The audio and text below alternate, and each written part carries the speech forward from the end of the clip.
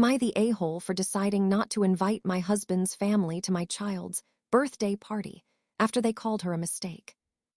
Me, 25-year-old female, and my husband, 26-year-old male, have been together for 5 years. We had our daughter pretty early on. She is 4 years old now. And yes, she was not planned, but we were happy and I have no regrets at all. His family, not so much. They have always been kind of cold towards me, and honestly, I have noticed that they do not treat our daughter the same as the other grandkids. Last weekend, we were at his mother's house for a late dinner, and she and my father-in-law were talking about my husband as a teenager. My mother-in-law then proceeded to joke asterisk in front of my daughter, saying how he used to be so carefree and go with the flow before he had to settle down so fast. Then she added, I bet he wished he had more time before jumping into the dad life with an unexpected baby. I was upset. We ended up leaving soon after that since it was getting late anyway, and that night as I tucked my daughter into bed, she asked me what an unexpected baby was. I felt heartbroken for her and basically explained that sometimes people have children by accident, but that does not make her any less special. After I put her to bed, I ranted to my husband, saying I do not want his mother-in-law around our daughter if she is going to be saying stuff like that. The last thing I want is for my baby girl to be questioning whether or not she is wanted. I said I do not want my family-in-law at her 5th birthday party next month, and I will not be sending them an invitation until they apologize for making things awkward. My husband says I am overreacting over a small comment, and I need to relax and not make this a thing. He argued saying I should not overreact to a comment she made when she was tired. He told me I am not allowed to uninvite his family, especially over this. Am I overreacting? Should I just accept it and let them come to the party and risk my daughter hearing more harmful things? I am honestly really upset, but I feel like I am the only person who is mad, so I do not know what to do. Am I the a-hole? Not the a-hole. If this is not the first comment they have made, they will continue to make more if you let this slide. Do you want to spend the next few years of your life constantly trying to explain to your daughter and diffuse situations that they have caused?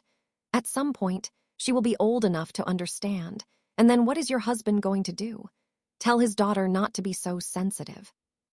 This needs to stop now, before it gets worse. Am I the a-hole for not accepting my neighbor's package? Background: I am a 33-year-old male with 1 child, a 5-year-old son, for whom I share custody with my ex. I currently live in a 2-bedroom rental on a quiet street with a row of only 5 other houses along our road. I live at the end of the row. About 6 months ago, I took in a package delivered for the house at the other end of the row. The package was a heavy box containing a bag of dog food. Later that evening, the neighbor, a 38-year-old woman, came to pick it up. I know she lives alone, so I offered to carry it for her. She accepted the offer and thanked me. As I carried it to her house, she kept commenting on the fact that I was being a gentleman, and it was good to see a big, strong man in action. It was a bit odd, but I brushed it off. I am not really that big or strong, although I do go to the gym a few times a week to keep myself in shape. When I got it to her home, she insisted I come in for a glass of water and kept me there for an hour, just talking nonstop. The same delivery comes to me every month since then. In the evening, she comes to collect it, and I carry it over to her house. Each time, she will try to talk to me, either inside the house if she can coax me in or on the doorstep if I can find an excuse not to go in. Then last month, when she came to collect the package, my son was home with me. I could not take the box up to her as I was making his dinner. She complained that it was too heavy to carry herself and that it would only take a few minutes. I refused but offered to bring it up later that evening. She pouted and huffed and went home. Half an hour later, she posted a note through the door with her mobile number on it and asked me to message her when I could bring it. I had to feed my son, give him his bath, play with him, and put him to bed. Once I had done all that, I finally messaged her. She did not reply until the next day, telling me she had been tired and fallen asleep. Then, a few hours later, she sent through a long, rambling tirade. She told me I should have helped, that I was selfish, and that I obviously had not wanted to help her as I could have asked her to stay with my son while I carried it. Fair point, though it just did not occur to me in that moment. She also said that if I really wanted to help her, I would have messaged her earlier. This was all sprinkled with some very colorful language. I was in complete shock. I apologized and said I would bring it to her that evening, which I then did. Last week, the day came again for that parcel to arrive. This time, I refused to take it. She came banging on the door later in the evening and shouted at me for not taking the package, saying that she now had to find a way to get it from the company depot and that it was going to cost her a fortune. Now everyone along the street knows about it. Another neighbor, a 58-year-old man, has made it clear that he thinks I am the a-hole and has threatened to complain to my landlord about my unneighborly behavior. I really do not think I am in the wrong here. Am I the a-hole? Not the a-hole. Leaving your 5-year-old unsupervised, or having them supervised by a woman he does not know, especially since it sounds like you do not really want that woman in your house to begin with either, is not unreasonable. Sometimes people have responsibilities that come before being neighborly. Sometimes people realize that something has moved from being neighborly to another person taking advantage of their generosity. You had responsibilities that superseded your ability to be neighborly at that particular point, and your neighbor revealed she did not acknowledge you were going out of your way to help her, and that she felt entitled to that help. In other words, she was taking advantage. You stopped, which is an appropriate reaction. Am I the a-hole? My cousin moved into our house, and my parents expect me to act like her servant. Okay, so I, a female aged 18, am a senior in high school, and my cousin, a female aged 12, just moved from India with her parents. I live with my younger brother, who is 15, and both of our parents in a house that is big enough for just us. But with 7 people now, it is getting cramped. For the first 2 months after they moved in, my cousin slept in my room while her parents stayed in our guest room. For context, my room is the smallest in the house. We made a temporary bed for her, but it got to the point where I could not even move around in my own room. Eventually, her parents found jobs and relocated to another state, but they allowed her to stay with us since she had already enrolled in school here, and they wanted her to finish the year.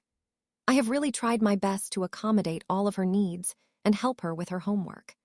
I constantly asked about what she was learning in India so I could compare it with the United States curriculum and teach her what she needed to know.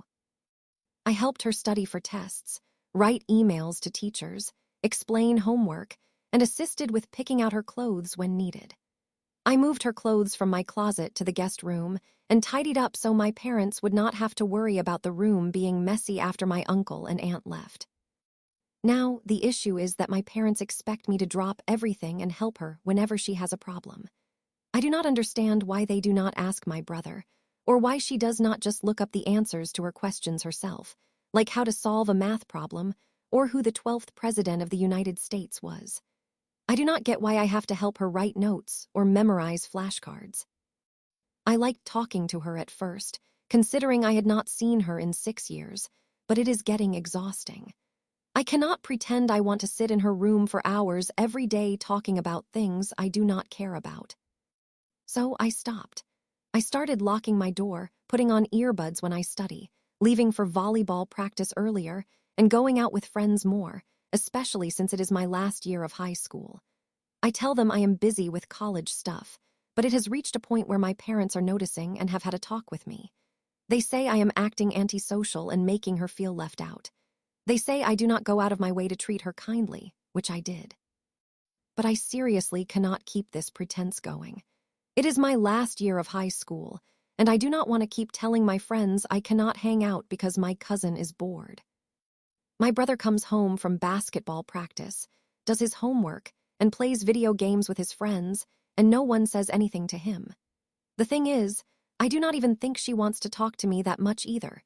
She locks her door, watches television on her iPad, and occasionally calls her friends and parents. So I do not even feel like I am doing anything wrong, but my parents think otherwise. Sorry if this feels like I am rambling. I am. But I am just so frustrated that my parents think my whole life now has to revolve around my 12-year-old cousin. You are not the a-hole. Tell your parents that by doing those things for you, they are teaching her to be dependent instead of independent. She needs to be developing study skills, and she will not do so if she is using you as a crutch. Tell them that with homework, You refuse to handicap her education just because it is convenient. That is not fair to her in the long term. Also, tell them that to her, you are a full-grown adult, no different from them, and you are not an appropriate social partner for her developmentally. She needs people her age to hang out with. Likewise, encourage her to invite friends over. Tell your parents they are teaching her to be antisocial by not encouraging her to meet new people, participate in after-school activities, join clubs, etc. Encourage her to do those things. She will feel better when she has friends her age to hang out with. At 12, an 18-year-old is an adult to her. To your parents, an 18-year-old is a little kid. Are there children in the Indian community near you that your mom and dad can connect her with through their network? Where we live, the Indian community is very close-knit, and they would go out of their way to include her in their children's activities.